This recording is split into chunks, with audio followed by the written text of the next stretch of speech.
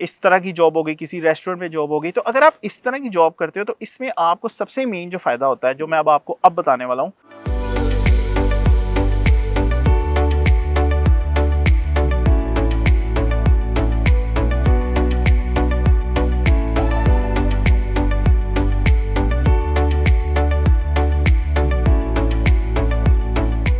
Hi guys, welcome back to my channel. I hope you are all doing well and thanks a lot for your love and support for my channel. तो यार आप में से बहुत से student जो है वो मुझसे कमेंट सेक्शन में पूछ रहे हैं और इंस्टाग्राम पे डीएम कर रहे हैं कि जब हम कनाडा में एज अ स्टूडेंट आते हैं तो हम कौन कौन सी पार्ट टाइम जॉब्स हैं जो हम कर सकते हैं। तो मैंने कहा यार आपको एक डिटेल वीडियो में ये सारी जो आपकी कन्फ्यूजन है ना उसको दूर कर देता हूँ और मैं आपको बता देता हूँ कि आप यहाँ पे किस किस तरह की पार्ट टाइम जॉब कर सकते हो। तो आइए स्टार्ट करते हैं। तो यार बीइंग अ स्टूडेंट आप लोगों को जो काम करना अलाउ है वो है 20 आवर्स। तो सबसे पहले आप लोगों को ये पता होना चाहिए कि आप लोग यहाँ पे जब भी बीइंग अ स्टूडेंट होगे तो आप लोग as a part time job कर सकते हो, आप लोग फुल टाइम जॉब नहीं कर सकते। तो आपको जो वर्क अलाउ है वो है 20 आवर्स। अब हर बंदे का ये मोटिव होता है कि मैं ऐसा काम करूं या मैं किसी ऐसी जगह पे काम करूं जहां मैं ज़्यादा से ज़्यादा पैसे अर्न कर सकूं। इस वीडियो में मैं आपसे शेयर करूंगा कि आप कहां कहां काम कर सकते हो और आप कौन सी ऐसी जॉब्स हैं जो आप करके ज़्यादा से ज़्यादा मैक्सिमम पैसे अर्न कर सकते हो, जिससे आप पैसे सेव कर सकते हो अपनी फ़ी पे करने के लिए भी और अपने सर्वाइवल के लिए भी और एक अच्छी गुड लाइफ गुजारने के लिए। तो सबसे पहली जो जॉब है जो मेरी लिस्ट में आती है, जो मुझे लगता है कि एक बंदे को, एक स्टूडेंट को करनी चाहिए, वो जॉब है वो है सेल्स एसोसिएट की। सेल्स एसोसिएट क्या होता है? अब यहाँ पे डिफरेंट तरह के मॉल्स बने होते हैं, मॉल्स के अंदर डिफरेंट तरह के ब्रांड्स होते हैं या कुछ भी दुकानें होती हैं, उसके अंदर जब आप एज अ सेल्स एसोसिएट काम करते हो तो सेल्स एसोसिएट में आपको मिनिमम वेज भी मिलती है और मिनिमम वेज के साथ आपको पर सेल कमीशन भी मिलती है। तो अगर let's suppose if someone from you are in Ontario, तो ओंटारियो में इस टाइम जो मिनिमम वेज है वो है $15.5। तो लेट्स सपोज अगर आपकी पर सेल के ऊपर जो कमीशन है वो लेट्स सपोज 2% है, तो अगर आपने $100 की आपने सेल की तो उसमें से भी $2 आपको उस दिन के आपके मिलेंगे। तो इस तरह से एक दिन में अगर कोई बंदा, काफ़ी जारी बात है, अगर आप किसी अच्छी जगह पे काम करते हो, किसी अच्छे ब्रांड में काम करते हो, तो आप एक सेल तो नहीं करोगे, तो आप अगर आपका नंबर ऑफ सेल जो है वो 20 या 30 है तो उससे भी आपके अच्छे पैसे बन जाते हैं। तो ये आपको बहुत सपोर्ट करती है कि अगर आप किसी ब्रांड में एज अ सेल्स एसोसिएट की जॉब करो, क्योंकि इसमें आपको कमीशन भी मिलेगी और आपको मिनिमम वेज भी मिलेगी। तो मेरी कैटेगरी में सबसे पहले अगर किसी स्टूडेंट को प्रेफर करना चाहिए तो उसको ये कोशिश करनी चाहिए कि वो ये जॉब जो है वो आके एज अ सेल्स एसोसिएट की जॉब करे। अब सेल्स एसोसिएट की जॉब उसे मिलेगी कहाँ से?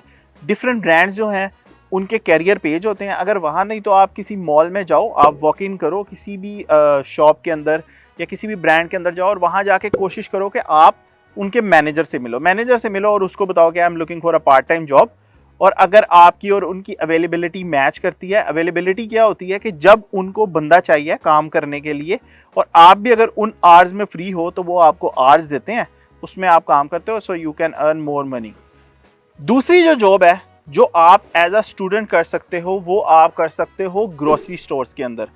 अब यहाँ पे ग्रोसरी स्टोर जो है वो बहुत बड़े बड़े होते हैं, जैसे वॉलमार्ट होता है, नो फ्रिल्स है, रियल कैनेडियन सुपर स्टोर है, जैसे इंडिया में बिग बाज़ार है या डी मार्ट है, पाकिस्तान में जैसे कुछ लोग लाहौर में रहते हैं तो जैसे या उनको पता होगा कैरी फोर है, या इस तरह की डिफरेंट तरह के स्टोर है। तो इस तरह के बहुत बड़े बड़े डिपार्टमेंटल स्टोर होते हैं जिसमें एक ही स्टोर में आपको हर तरह की चीज़ मिल जाती है। इस स्टोर के अंदर जो है वो डिफरेंट तरह के डिपार्टमेंट होते हैं जिसके अंदर आप जॉब कर सकते हो। जैसे कि अगर आप फ्रंट एंड में जॉब कर सकते हो तो फ्रंट एंड में मेनली आपने क्या काम करना होता है कि आपने कस्टमर डीलिंग करनी होती है और आपने कैश को मेंटेन करना होता है।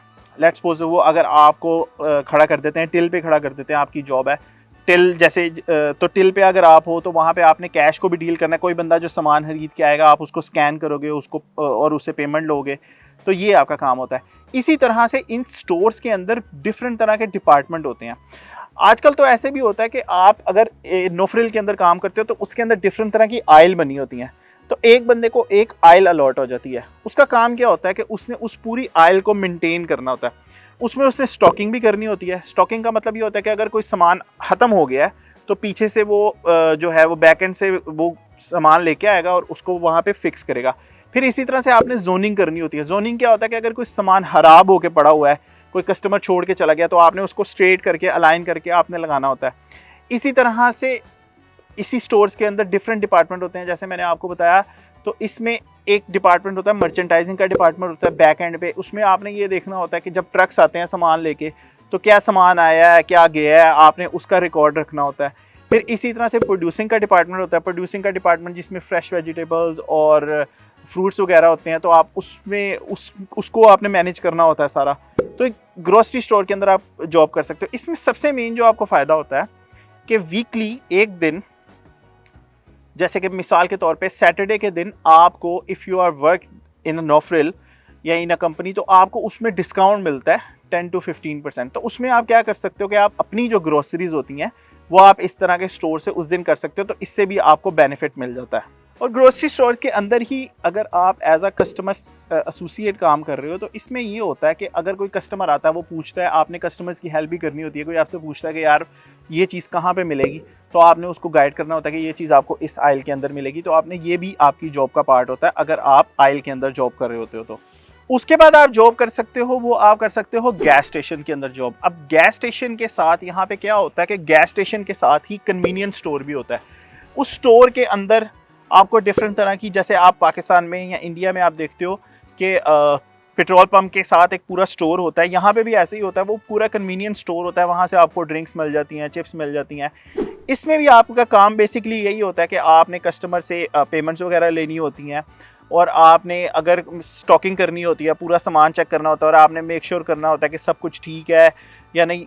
और आपने इसमें एक ये चीज़ होता है, लेकिन इसका थोड़ा सा एक आपको ड्रॉबैक ये होता है कि सर्दियों के अंदर आपको उसके बाहर से बर्फ़ भी जो है वो साफ़ करनी पड़ती है। तो इसमें एक थोड़ा सा जो है वो आपको ये भी चैलेंज आ सकता है।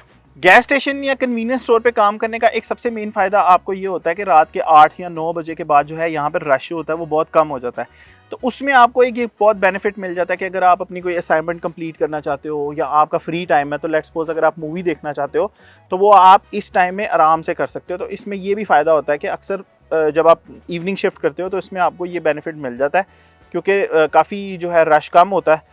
तो आप अपना लेजर टाइम भी उसमें गुजार सकते हो, उसके आपको पैसे मिलते हैं, और आप कोई अपनी असाइनमेंट करना चाहो या कुछ कर सकते हो तो आप वो भी कर सकते हो। उसके बाद आप जॉब कर सकते हो रेस्टोरेंट्स के अंदर। अब रेस्टोरेंट के अंदर डिफरेंट तरह की जॉब्स होती हैं। अगर तो आप बैक एंड पे जॉब करते हो, तो बैक एंड में आपको एज अ किचन में जॉब करनी पड़ सकती है, एज अ डिश वॉशर के तौर पे काम करना पड़ सकता है।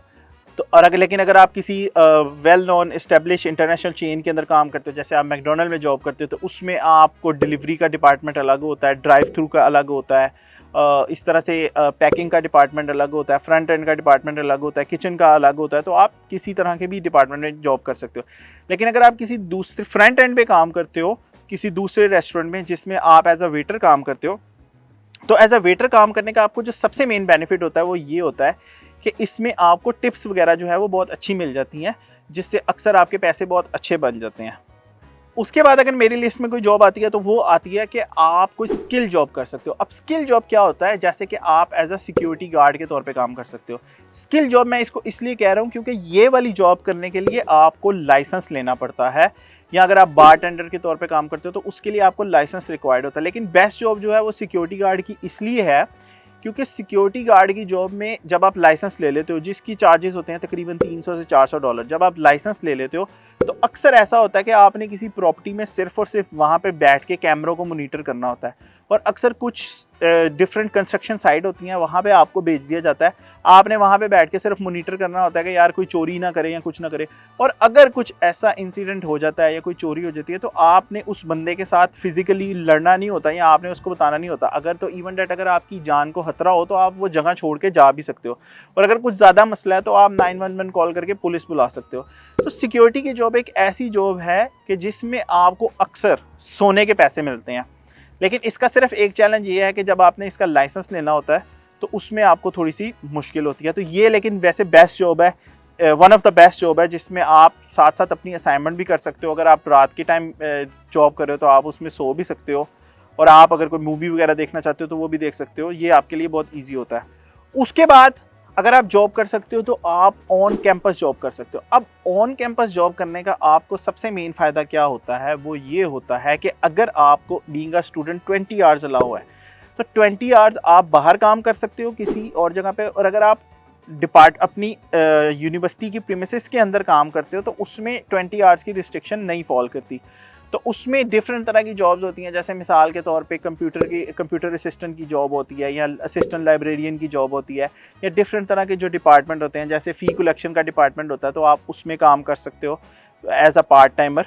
तो ये जो जॉब होती है ऑन कैंपस, तो ये बड़ी अच्छी जॉब होती है अगर ये किसी को मिल जाए। ये आपको मिलती कहाँ से है कि यार आपने अब उसी तरह से अपनी यूनिवर्सिटी के करियर पेज पे जाना है और वहाँ पे जाके आपने अप्लाई करना है, और अगर आपको वहाँ से कुछ ना मिले तो आपके जो कॉलेज में या यूनिवर्सिटी में जो भी बंदा जो डील कर रहा होता है एडमिन्स को या इसको, तो आप उससे पूछ सकते हो कि अगर कोई जॉब है पार्ट टाइम तो वो आपको बता सकता है।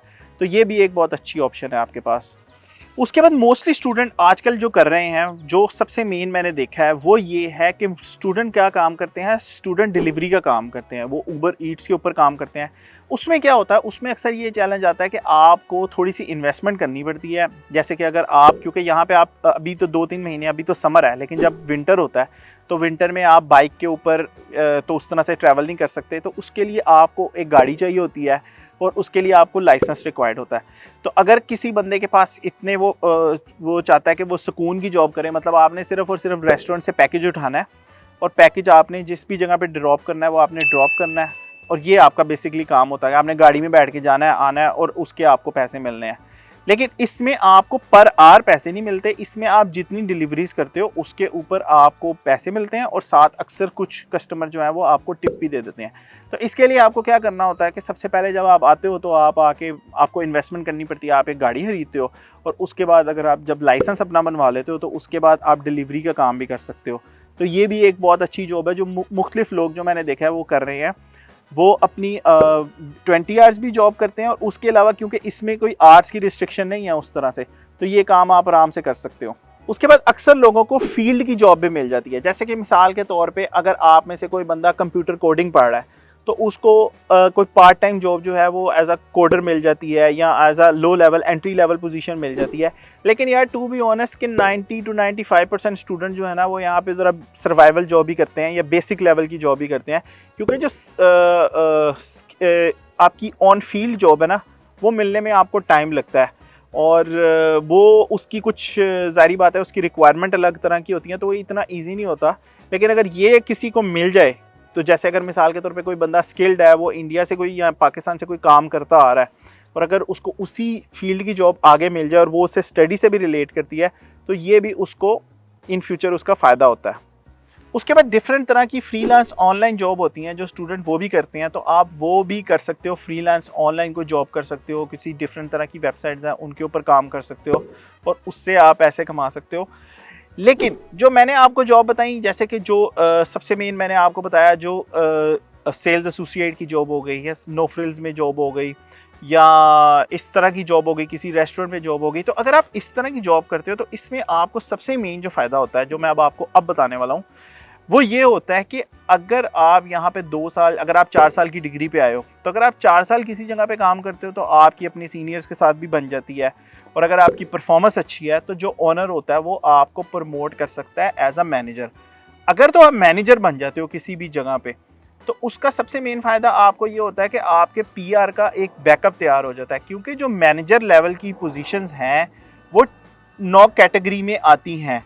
तो ये आपको मेन फ़ायदा होगा कि अगर आपको अपनी स्किल जॉब, आपकी फील्ड की जॉब नहीं मिलती, तो आपके पास एक पीआर का बैकअप तैयार हो जाता है कि अगर आप उस जगह पे किसी जगह पे मैनेजर बन जाओ, तो ये आपको बहुत फ़ायदा होता है इससे। तो माय डियर स्टूडेंट, तो ये जितनी मैंने आपसे जॉब शेयर की हैं, पार्ट टाइम जॉब्स, आप ये आके कर सकते हो और आप अच्छे पैसे बना सकते हो।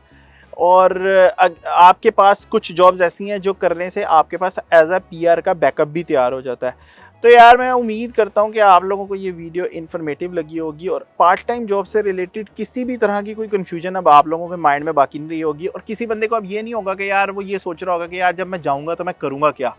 तो अब उसको इतनी ज़्यादा ऑप्शंस मैंने बता दिए हैं कि वो आके ये सब कर सकता है।